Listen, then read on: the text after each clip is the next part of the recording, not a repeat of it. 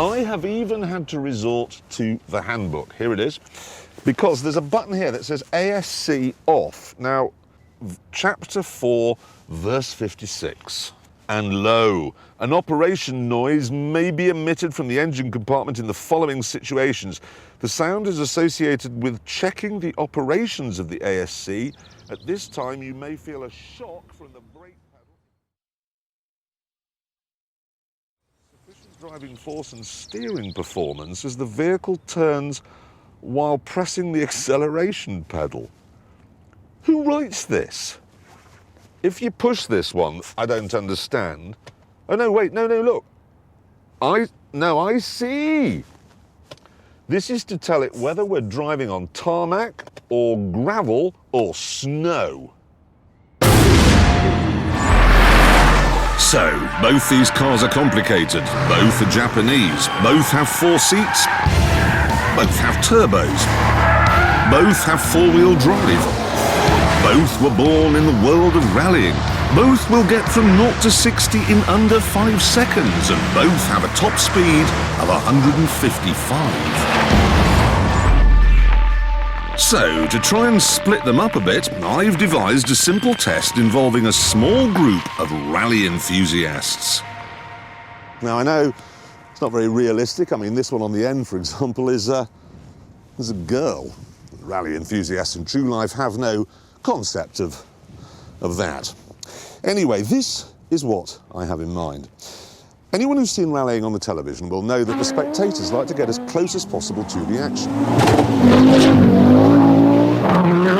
So what I'm going to do is see how close I can get to them in each of the cars, flat out, without mowing any of them down.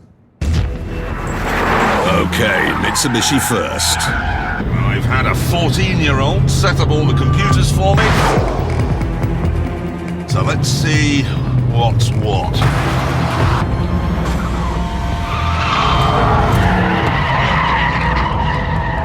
On the very first attempt, I came within half an inch. And that put a huge smile on the rally fans' faces. So now... So, let's concentrate on the Mitsubishi. This is not an Egyptian's Kazi. Its TV screen is a sat-nav. It's a graph showing you your average speed and fuel consumption over the last 2 hours. And it can be used to watch films from your iPod.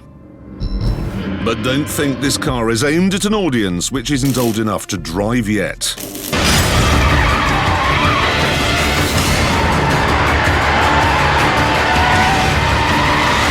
It will quite literally run rings round the Subaru. It's so much sharper, so much more focused, better looking as well.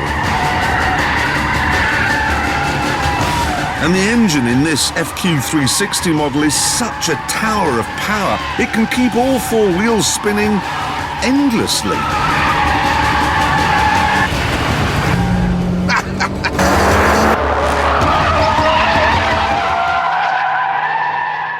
I know the entry speed for this corner in a Ferrari or a Lamborghini is 65. I've just gone in at 100. It's just so easy.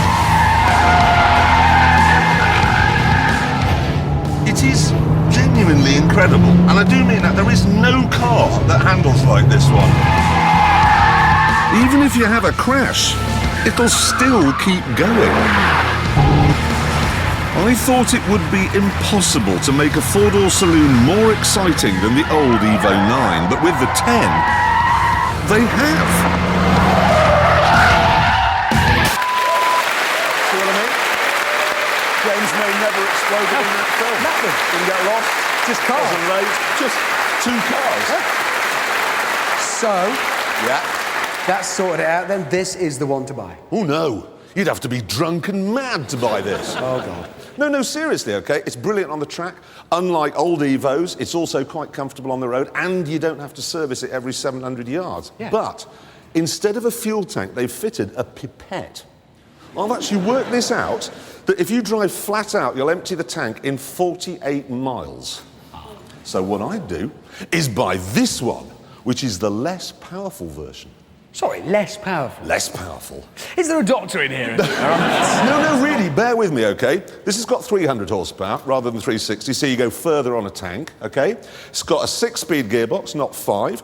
It looks exactly the same, has the same top speed, handles exactly the same. Yeah, but... and this is £6,000 less than that. Yeah, but the Subaru is £7,000 less than that. Yes, but there's lots of things that are cheaper than that. I mean, would you like to have keyhole surgery on your scrotum? That's very cheap. Do you want that? No. There you are, you see, I've won the argument. Now we must find out which is the fastest round our track. If it's the Subaru, you're going to look like such a knob now. I am a bit nervous about that, but nevertheless, we shall now hand them over to our tame racing driver. Some say that each of his toenails are exactly the same as a woman's nipples. And that he thinks the Credit Crunch is some kind of breakfast cereal. All we know is he's called the Stig.